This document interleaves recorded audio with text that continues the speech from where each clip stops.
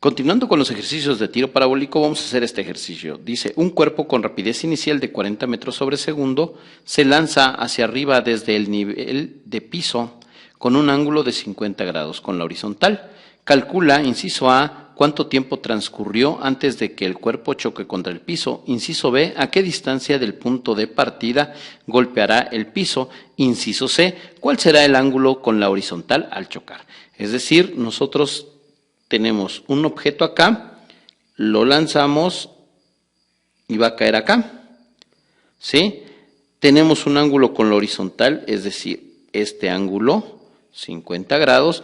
Tenemos una velocidad inicial de 40 metros sobre segundo y nos pide calcular la distancia, esta distancia, este ángulo, ¿sí? Le llamemos otra vez ángulo teta. Y aparte de eso, el tiempo de recorrido, es decir, el tiempo que le lleva todo el recorrido, subir y bajar. Bueno, para iniciar voy a poner mis datos, que es velocidad inicial es igual a 40 metros sobre segundo. Tengo una distancia, perdón, no es la distancia, esa es la que necesitamos buscar.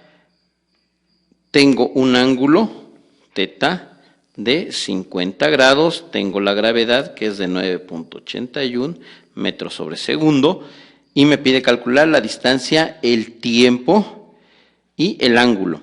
Bueno, ya teniendo esto, voy a descomponer mi velocidad en velocidad en Y, inicial en Y y velocidad inicial en X.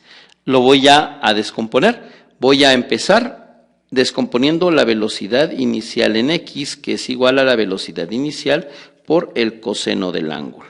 Voy a sustituir valores, la velocidad inicial es de 40 por el coseno de 50 grados.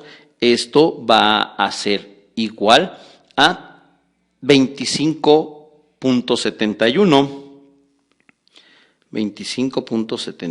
metros sobre segundo. La velocidad inicial en Y es igual a la velocidad inicial por el seno del ángulo teta. La velocidad inicial en Y es igual a 40 por el seno de 50 grados.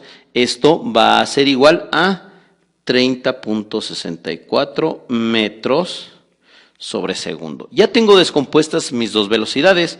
Ahora voy a empezar a calcular. Voy a calcular el inciso A, y acá le voy a poner inciso A, que me dice es el tiempo total de recorrido, es decir, todo este tiempo que va a recorrer. Bueno, tengo una fórmula que me dice tiempo aire es igual a 2 veces la velocidad inicial en Y entre la gravedad. Por lo tanto, el tiempo aire es igual a 2 veces la velocidad inicial en Y, que es de 30.64 entre 9.81. Esto va a ser igual a 6.24 segundos. Y ahí tendría yo mi primer resultado del inciso A, es decir, que todo el tiempo que tarda en llegar de un punto a otro es de 6.24. Ahora voy a calcular el inciso B, que me pide la distancia. El inciso B lo voy a calcular de la siguiente forma, es decir, distancia es igual a velocidad inicial en X por tiempo. Por lo tanto, la distancia es igual a la velocidad inicial en X. ¿Cuánto tenemos? Que es 25.71 por el tiempo que calculamos, 6.24 segundos. Esto me va a dar igual a 160.43 metros. Y ahí tengo mi inciso B ya resuelto. Ahora vamos por el último. Me dice, ¿cuál será el ángulo en el que choca? Es decir, ahora vamos a calcular este ángulo. Bueno, para calcular ese ángulo tenemos una fórmula que dice que es el ángulo teta, voy a poner el inciso C, el ángulo teta es igual a la tangente inversa de la velocidad y entre la velocidad x. Esa es mi fórmula. ¿Tengo velocidad y? No la tengo, la tendría que calcular. ¿Tengo mi velocidad x? Sí la tengo. Recordemos que la teoría nos dice que la velocidad inicial en x se va a mantener en todo el recorrido. Es decir, va a valer lo mismo en este punto, que en este punto, que en este punto, que en este punto, ¿sí? Entonces lo único que tengo que calcular es mi velocidad en y. Para calcular mi velocidad en y, lo voy a calcular acá.